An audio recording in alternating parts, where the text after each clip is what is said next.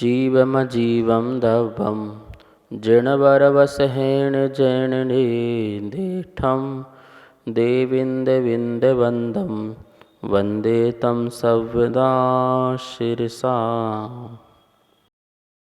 द्रव्य संग्रह परम मांगलिक ग्रंथ है। आचार्य नेमिचंद भगवान द्वारा यह लिखा गया है। 58 इसमें गाथा है। भाषा इसकी प्राकृत है, शैली सुगम है, सरल है।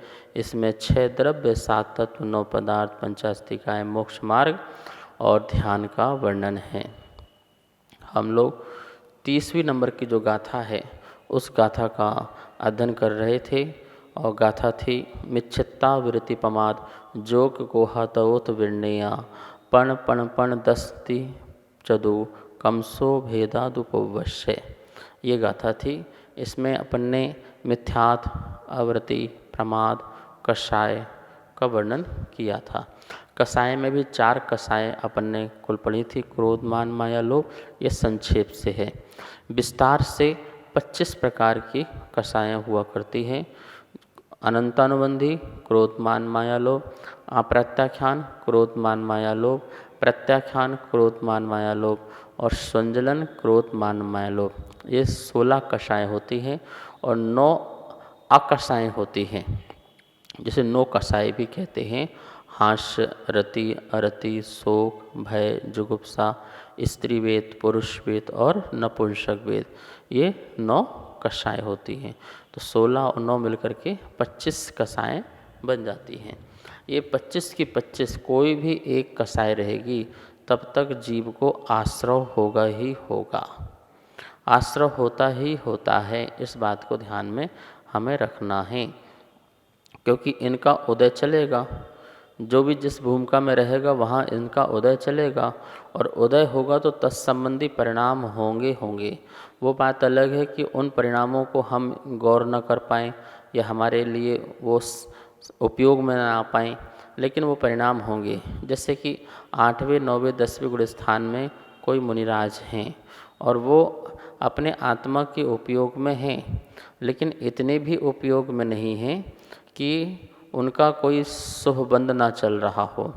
कहीं ना कहीं वहाँ पर जो कषाय का उदय चल रहा है उससे उनके में रागांश परिणाम पाए जाते हैं और उन रागांश परिणाम से वहाँ भी आश्रव होता है, वहाँ भी कर्म का बंध होता है। तो आश्रव बंध तो निरंतर ही हो ही रहा है और होगा जब तक कषाय सत्ता में है और उदय में है। तो सत्ता में रखी कषाय उदय में आएगी, उदय में आएगी तो नियम से आश्रव भी होगा और बंध भी होगा। जब हम बहुत उसमें लगते हैं तो हमारे उपयोग में लगता है कि हाँ हम कषाय कर रहे हैं, बंद हो रहा है। लेकिन जब हमारा उपयोग धर्म ध्यान में रहता है, अच्छा जिस समय आप अभिषेक कर रहे हो, जिस समय आप पूजा पाठ कर रहे हो, तो आपको बंद हो रहा है कि नहीं हो रहा है? आश्रव हो रहा है कि नहीं हो रहा है? हो रहा है ना। आपकी मन वचन काया की प्रवृत्ति चल रही है, आश्रव भी हो रहा है, तत्संबंधी परिणाम भी हो रहे हैं, तो वहाँ पर बंध भी हो रहा है। तो आश्रव और बंध दोनों ही चीज़ें हो रही हैं। जब मुनिराज जो ध्यान में शुद्धोपयोग की दशा में हैं, शुद्धोपयोग में प्रवेश किया है, 7वें गुण स्थान से ऊपर श्रेणी चढ़ रहे हैं, वहाँ भी जो कुछ अंश परिणाम जो हैं वो उसमें हैं, लेकिन वो अबुद्धिपूर्वक हैं। बस एक बुद्धिपूर्वक होता है और एक अबुद्धिपूर्वक होता है। जब बुद्धिपूर्वक होता है तो ज़्यादा आश्रव और ज़्यादा बंध होता है, अबुद्धिपूर्वक होता है तो कम होता है। लेकिन आश्रव तो आश्रव है, बंध तो बंध है, वो होता ही होता है। अब अनंत अनुबंधी क्रोध, मान, माया, लोभ जो कषाय हैं, जिससे अनंत अनुबंध होता है, जिसका संसार का अनंत अनुबंध होता है, और यही अनंत अनुबंधी कषाय और मिथ्यात दोनों मिलकर के इतना तीव्र बंध हो सकता है 70 कोड़ा कोड़ी सागर का। 70 कोड़ा कोड़ी सागर का दर्शन मोहिनी का बंध हो सकता है, आप सोचिए। तो ये जो बंध है ये सब हमारे अनंतानुबंधी कषाय के कारण ही हो सकता है। उसका निमित्त और जीव का ऐसा परिणाम होना, या जीव का परिणाम या उसका निमित्त होना एक दूसरे का पूरक है। तो ये जो कषाय हैं, ये कषाय भी बहुत ज़्यादा संसार को बांधती हैं यदि हम करते हैं तो। ये बहुत महाप्रमाद कहलाएगा यदि इस प्रकार से हम कषाय करेंगे। अप्रत्याख्यान कषाय जो है, प्रत्याख्यान कषाय, सुंजलन कषाय, जो भी कषाय हैं आश्रवबंध होता ही है। अब गाथा में एक योग शब्द आया था कि योग भी आश्रव का भेद है। आश्रव के भेद में एक योग भी है। काय वांग मनः कर्म योगः सह आश्रवः। ये तत्वार्थ सूत्र में परिभाषा दी है कि मन वचन काय इन तीनों से आश्रव हुआ करता है। तो योग किसे कहते हैं? यहाँ लिखा है मन वचन काय के निमित्त से आत्मा के प्रदेश में परिस्पंदन निर्माण होने को योग कहते हैं। वे योग संक्षेप में 3 हैं, मनोयोग, वचन योग, काय योग, और विस्तार से 15 भेद है। परिस्पंदन किसके निमित्त से? जो द्रव्य मन की रचना है उससे, जो द्रव्य वचन है उससे, और द्रव्य जो काय है इससे। इन तीनों के निमित्त से, इन तीनों में जब भी कोई हलचल होगी तो उस हलचल से, उसके निमित्त से आत्मा के प्रदेश में परिस्पंदन होगा, परिस्पंदन होगा, और उस परिस्पंदन के निर्माण होने को योग कहते हैं। उसको ही योग कहते हैं कि ऐसा योग हुआ, ऐसा जोड़ हुआ, ऐसा मिलन हुआ जिससे कर्म का आना प्रारंभ हुआ। इसलिए तत्वार्थ सूत्र में स्पष्ट आचार्य उमा स्वामी ने कहा काय वांग मनः कर्म योगः। मन वचन और ये काय हैं, ये 3 ही जो हैं आश्रव के कारण हैं, कर्म को बुलाने के कारण हैं।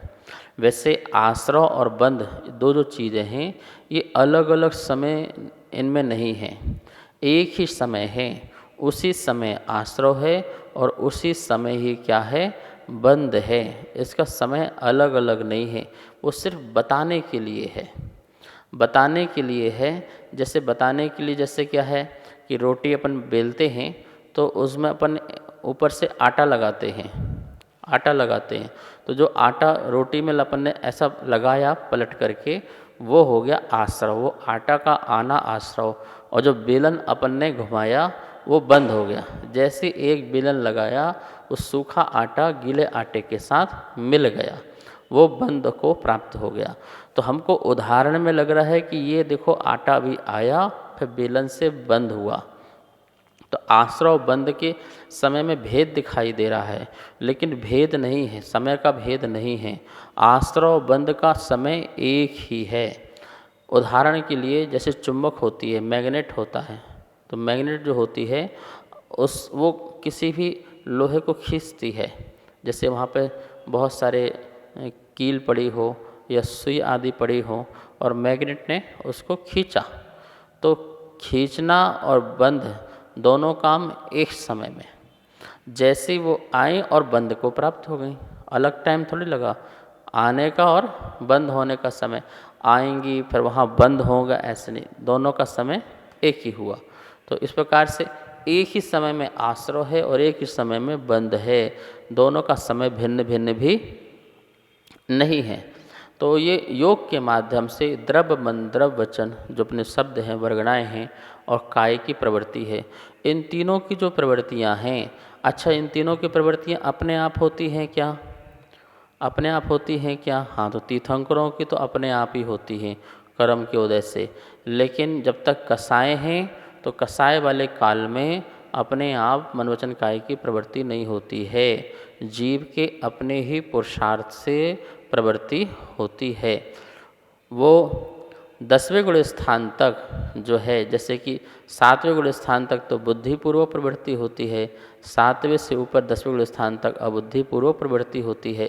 वो तो उस समय जो योग है, उस समय जो योग के माध्यम से आश्रव हो रहा है, वो स्थिति और अनुभाग को भी बंध को बांधता है।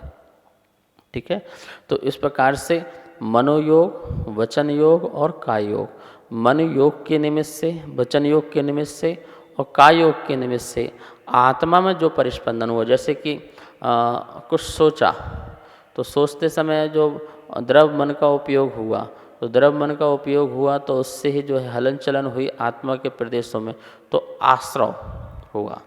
आश्रव का मतलब कि जो कर्म आना है, कहाँ से आना है, कितनी दूर से आना है कर्मों को, तो दूर से नहीं आना है, कोई दूर जाएंगे फिर कर्म आएंगे, ऐसा नहीं है। कार्मण नाम की वर्गणा होती है और ये वर्गणा जो है तीनों लोकों में ठसाठस भरी हुई है। हमारी जहाँ आत्मा है वहाँ आत्मा के एक एक प्रदेशों में अनंत अनंत कर्म वर्गणाएँ अभी हैं जो कर्म रूप में परिवर्तित नहीं हुई हैं। कार्म वर्गणा अलग होती है, मनोवर्गणा अलग होती है, भाषा वर्गणा अलग होती है, नो कर्म वर्गणा अलग होती है। शरीर का निर्माण जिससे होता है वो वर्गणा अलग होती है, जिससे मन का निर्माण होता है वो वर्गणा अलग होती है, जिससे भाषा का निर्माण होता है वो वर्गणा अलग होती है, और जिससे कर्म का निर्माण होता है वो वर्गणा अलग होती है। उसे कार्मण वर्गणा कहते हैं। तो एक ही कार्मण वर्गणा है और वही कार्मण वर्गणा जो आश्रव रूप आती है, और आश्रव रूप होने के बाद वो ज्ञानावर्णी, दशनावर्णी, वेदनी, मोहिनी, आयु, नाम, गोत, अंतराय, आठों रूप की वर्गणाएं जो हैं आश्रव को होती है, बंध को प्राप्त होती है। हर समय तो आयु कर्म को छोड़कर के 7 कर्मों का आश्रव और बंध हो ही रहा है। आयु कर्म का एक समय है, वो उसी समय ही आश्रव और बंध को प्राप्त होती है। तो कर्म जो कार्मण वर्गणाएँ हैं, जो कर्म रूप से 8 कर्म रूप से अथवा 148 प्रगतियाँ हैं कर्म की उस रूप से, अथवा असंख्यात लोग प्रमाण भेद हैं कर्म के उस रूप से, वो परिवर्तित होंगी। वो कब परिवर्तित होंगी? जब ये मन वचन काय जो है इस अपनी प्रवृत्ति करेगा और फिर जीव जो है परिणाम करेगा। तो जीव के परिणाम और इनकी प्रवृत्ति होना, इसके निमित्त से जो है आश्रव बंध हुआ करता है। तो योग जो बात कही जा रही है कि योग जो है हम किसी भी प्रकार से शुभ में लगाते हैं या अशुभ में लगाते हैं। शुभ योग और अशुभ योग। शुभ योग से जो है शुभ आश्रव होता है, अशुभ योग से अशुभ आश्रव होता है। 2 ही आश्रव होंगे, या तो शुभ होगा या अशुभ होगा। अशुभ आश्रव जो है वो हमारी तीव्र कषाय आदि हैं, संसार संबंधी जो कषाय हैं उनके निमित्त से आत्मा जब अशुभ भाव करेगा तो अशुभ आश्रव होता है। आत्मा जब अशुभ भाव करेगा तो अशुभ आश्रव होगा, वो योग के माध्यम से, क्योंकि योग को भी शुभ और अशुभ होना पड़ेगा। शुभ भाव करने से उसके योग भी क्या हो जाएंगे? शुभ हो जाएंगे, तो शुभ आश्रव हो जाएगा। शुभ भाव करेगी आत्मा तो उसके योग भी अशुभ हो जाएंगे, तो उससे अशुभ जो है आश्रव होता है। इस प्रकार से ये संक्षेप में मनोयोग, वचन योग और काय योग, ये 3 जो हैं योग की बातें हैं। विस्तार से जाएंगे तो 15 प्रकार का जो है योग होता है। 4 प्रकार का मनोयोग होता है, 4 प्रकार का वचन योग होता है और 7 प्रकार का काय योग होता है। ये गाथा पूरी संपन्न होती है, जिसमें मिथ्यात, अवृत्ति, प्रमाद, कषाय और योग, ये सारे के सारे भाव आश्रव के कारण हैं। किसके आश्रव कारण हैं? भाव आश्रव। आत्मा तत्संबंधी जो है परिणाम करती है और इससे भाव आश्रव हुआ करता है। अब द्रव्य आश्रव का जो स्वरूप और उसके भेद कौन कौन से हैं, भेद और उसका स्वरूप क्या है, इसकी चर्चा 31 नंबर की गाथा में है। आइए सबसे पहले 31 नंबर गाथा का उच्चारण करते हैं और इसका अर्थ भी समझते हैं। उच्चारण करेंगे। नाना वर नादीनम, नाना वर नादीनम, जोगम जम पुग्गलम, समासवदी, समासवदी, दव्वासवो, दव्वासवो, सा नेयो, अणेभेयो, अणेभेयो, जिणक्खादो, जिणक्खादो। देखिए नाना वर्ण नादीनम, 3 बार नानावर्णादीनं जोग्गम जम पुग्गलम समासवदी दव्वा सवो ना दव्वा सवो सा नेयो अणेय भेयो जिण खादो। इस प्रकार से गाथा का उच्चारण हुआ। पूर्ण गाथा का उच्चारण करते हैं। नानावर्णादीनं जोग्गम जम पुग्गलम समासवदी दव्वा सवो सणेयो अणेय भेयो जिण खादो। गाथा का अर्थ देखते हैं। नाना वर्णादीनम, नाना वर्ण, यहाँ तक लेंगे संधि निकलेगी नाना वर्ण, ज्ञाना वर्ण, नान मतलब ज्ञान, आवरण ज्ञान का आवरण, आदि नाम आदि, ज्ञानावरण आदि जो कर्म हैं, जोगम उनके योग्य, ज्ञानावरणादि कर्म होने के योग्य, जम जो पुग्गलम पुद्गल, समासवदी समासवदी अच्छी तरह से आसवदी सम आसवदी आते हैं। जो ज्ञानावरणादि योग्य जो कर्म हैं, जम जो पुग्गलम पुद्गल समासवदी आते हैं, सा उसे दव्वा सवो नेयो द्रव्य आश्रव जानना चाहिए, उसे द्रव्य आश्रव जानना चाहिए। अणेय भेयो और वह द्रव्य आश्रव अणेय भेयो अनेक भेद वाला है, ऐसा जिण खादो, ऐसा जिनेन्द्र भगवान ने कहा है। जिण आख्यात, ऐसा जिनेन्द्र भगवान ने कहा है। गाथा का अन्वयार्थ देखेंगे। नाना वर्णादीनम जोगम, ज्ञानावरणादि 8 कर्म होने योग्य, जम पुग्गलम जो पुद्गल, समासवदी आते हैं, सा वह, अणेय भेयो अनेक भेद वाला, दव्वा सवो द्रव्य आश्रव, नेयो जानना चाहिए। जिणक खादो, ऐसा श्री जिनेन्द्र देव ने कहा है। इस प्रकार से ये गाथा का यहाँ पर अन्वय अर्थ हुआ। इसके बारे में और भी विस्तार रूप से अपन कल समझेंगे, क्योंकि आज समय हो चुका है। आइए माँ जिनवाणी की स्तुति करते हैं। वाणी के ज्ञान ते सूझे लोकालोक, सो वाणी मस्तक नमो सदा देत हूँ धोक, सदा देत हूँ धोक। सबको बहुत बहुत मंगल आशीर्वाद। इस कार्यक्रम के पुण्यार्जक थे श्री खंडेलवाल दिगंबर जैन मंदिर, राजा बाजार, कनॉट प्लेस, नई दिल्ली, एवं श्री खंडेलवाल दिगंबर जैन मंदिर, वैदवाड़ा, दिल्ली के अंतर्गत खंडेलवाल दिगंबर जैन पंचायत, दिल्ली। जिनेन्द्र जैन नरपतिया अध्यक्ष, धीरज जैन कासलीवाल महामंत्री, विजय लोहाड़िया विक्की उपाध्यक्ष, गौरव पाटोदी मंत्री, विनोद पांड्या कोषाध्यक्ष।